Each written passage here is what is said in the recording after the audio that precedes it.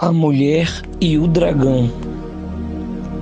Viu-se grande sinal no céu, a saber, uma mulher vestida do sol com a lua debaixo dos pés e uma coroa de 12 estrelas na cabeça, que, achando-se grávida, grita com as dores do parto, sofrendo tormentos para dar à luz. Viu-se também outro sinal no céu, e eis um dragão grande, vermelho, com 7 cabeças, 10 chifres e nas cabeças 7 diademas.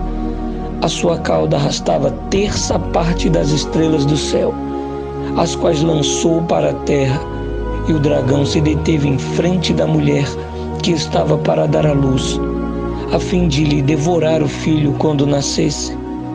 Nasceu-lhe, pois, um filho varão, que há de regir todas as nações com cetro de ferro. E o seu filho foi arrebatado para Deus até ao seu trono.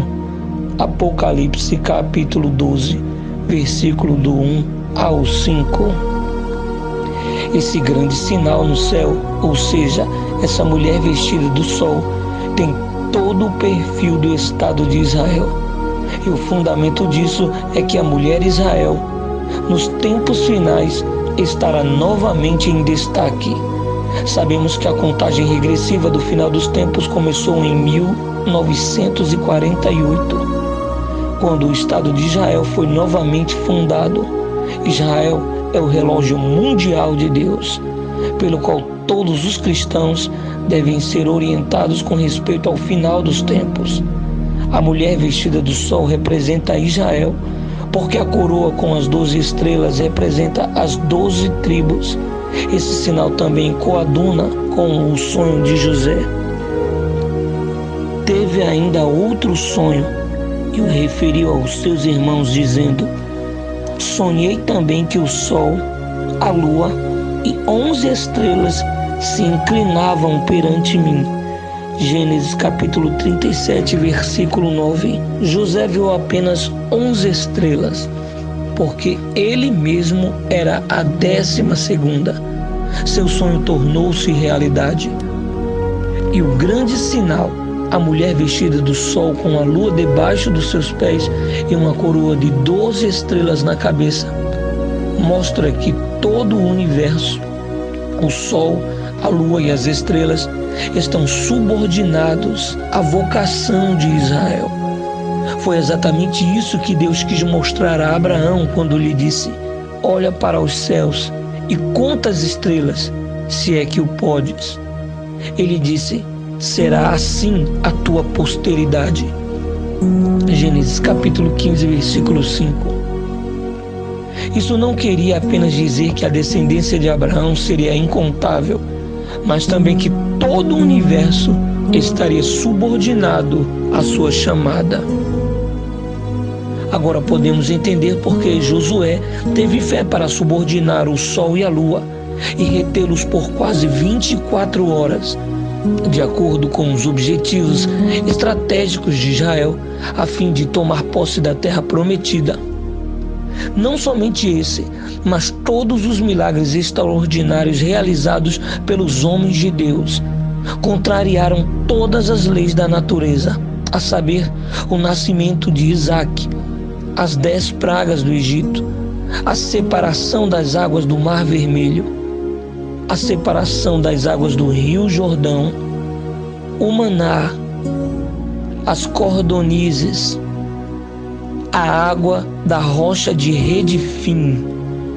Enfim, coisas espantosas, magníficas e extraordinárias aconteceram com mulheres e homens descendentes do patriarca Abraão.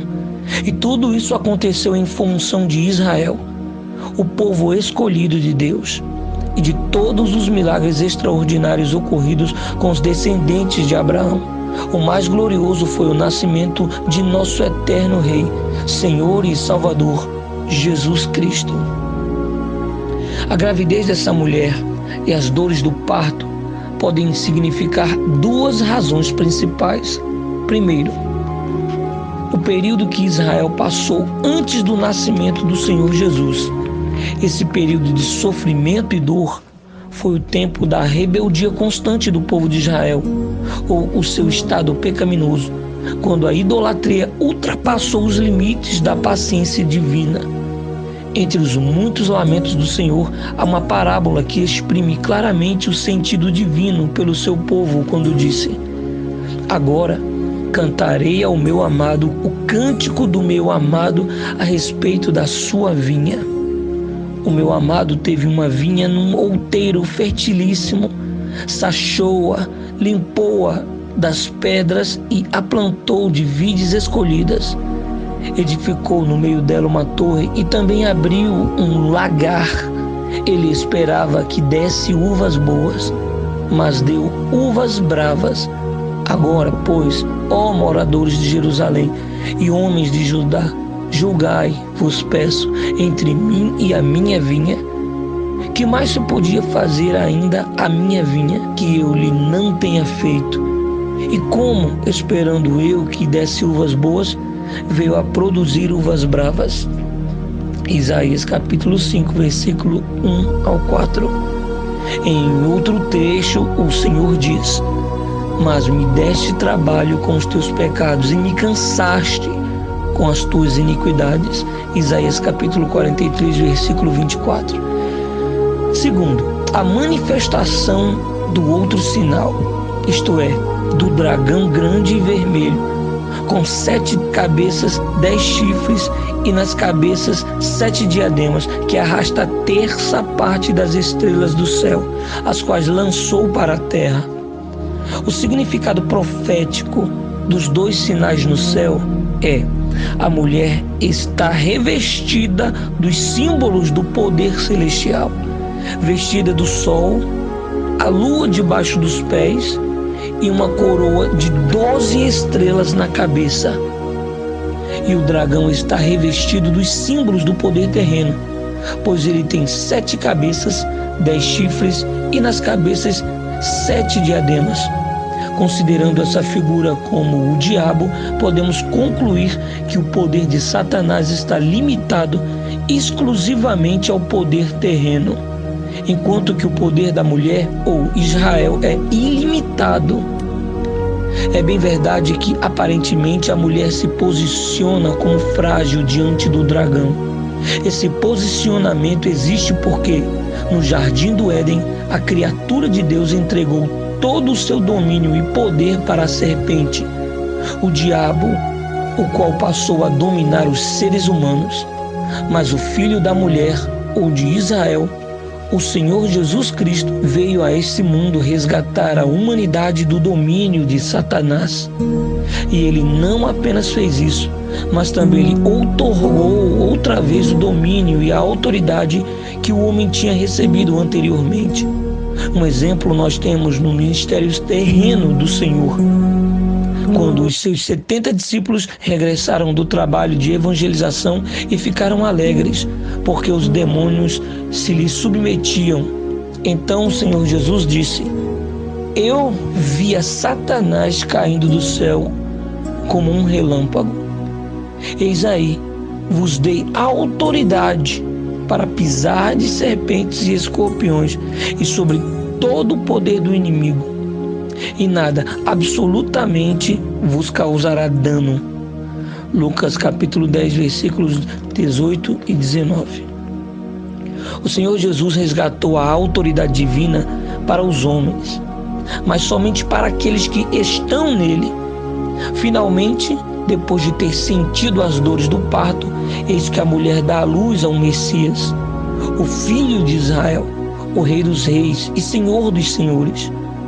E, porque ele não nasceu num palácio como nascem os reis, a humanidade não o reconheceu e nem o reconhece. Mas nem por isso ele deixa de ser o que era, o que é e o que há de ser por toda a eternidade. Quanto ao dragão, mesmo com todo o seu poder terreno, ainda assim não pode devorar o descendente da mulher. O seu poder está sob a autoridade suprema de Deus. E aqueles que estão em Cristo Jesus jamais podem ser tocados pelo dragão vermelho sem a devida permissão divina. milenares contextos proféticos são resumidos em poucas palavras. Uma parte deles cumpriu-se há quase 2000 anos, quando a criança de Israel, o Filho de Deus, nasceu em Belém da Judéia. Satanás usou de todos os seus recursos para tentar impedir que o Messias chegasse ao Calvário. A outra parte profética, a parte final, vai se cumprir justamente antes da segunda vinda do Senhor Jesus Cristo. Você gostou do nosso canal? Então inscreva-se e confira vídeos exclusivos que tratam da salvação como você nunca viu. Inscreva-se, acesse e fiquem ligados em tudo que acontece em nosso canal.